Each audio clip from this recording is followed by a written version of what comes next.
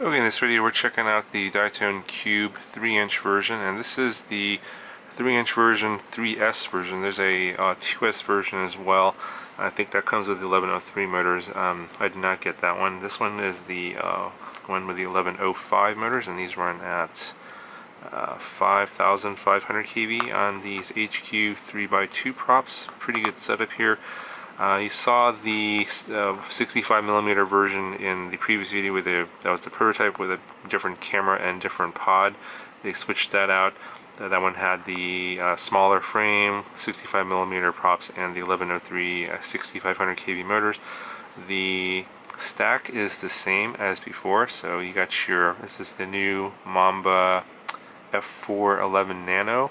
So you got your 4-in-1 ESD flight controller and your TBS. I think that's the Nano 32 video transmitter. So actually have parts here.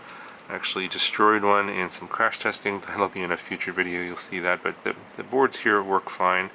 Let me just show you what the boards look like. This is what it comes like in the bind and fly, or sorry, I guess it's not, I guess it's called plug and play, so it doesn't come with a receiver, sorry. Yeah, I actually added a receiver to that one. But you can see here, got your TBS video transmitter there, and then they've added this little board for mounting the actual video transmitter. Is a smaller part on the inside, and they direct soldered all the wires here, and then to the flight controller. And this is your F4 flight controller, F411 flight controller, and I think this one only comes with 2 UARTs, I believe.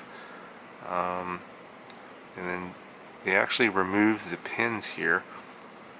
I'll show you this here in a second. So you can see the bottom, someone has done some crazy soldering here. That's some super tiny soldering to that.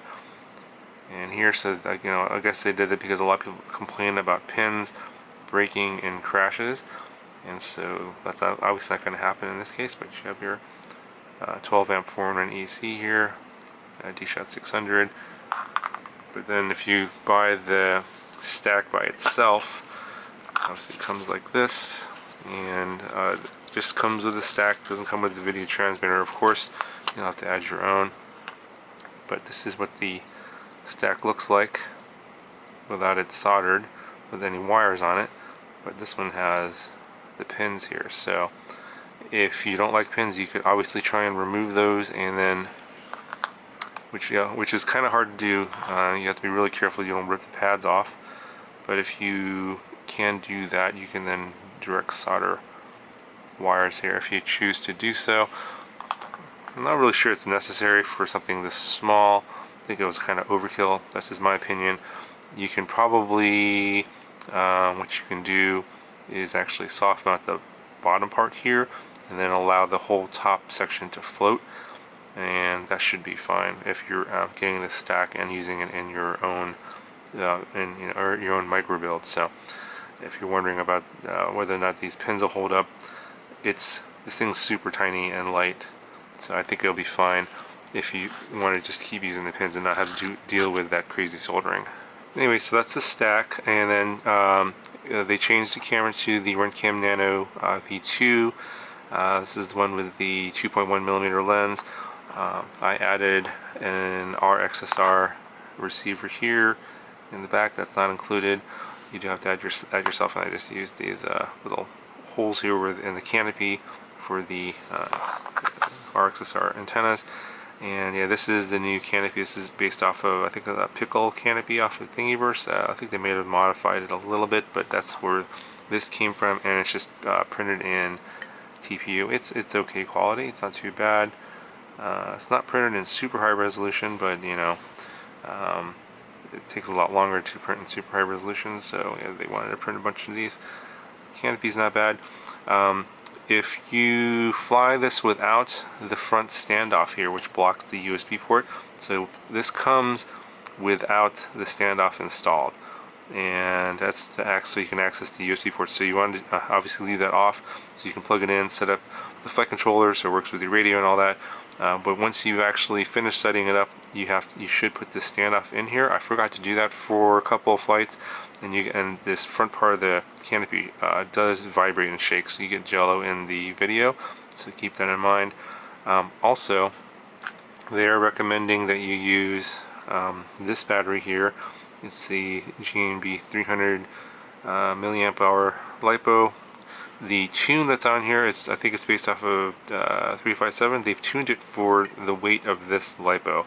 So let me just show you how much this weighs, because I was flying it around with a different LiPo at first, and it was getting a lot of prop wash oscillations. So this weighs a little over 25 grams, so keep that weight in mind. And then quad itself, 66.4, so altogether it's coming in at 91.75 grams, so not too bad. I think at first I was flying it around with a much bigger, I think it was a 520 GNB, which weighs like 10 grams more, so the tune is dependent on the weight. It's very sensitive to the weight of the battery you're carrying around.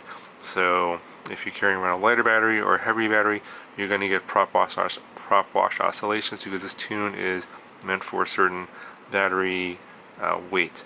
So if you do want to use a bigger battery, if you're concerned with, say, voltage sag, then you're going to have to retune it. So just keep that in mind, that the tune that's on here does not work that well with heavier batteries, and you'll see a couple clips there where it does get some prop wash oscillation, but the flight at the end that you'll see is on this battery, and it is locked in on this battery. It flies really well.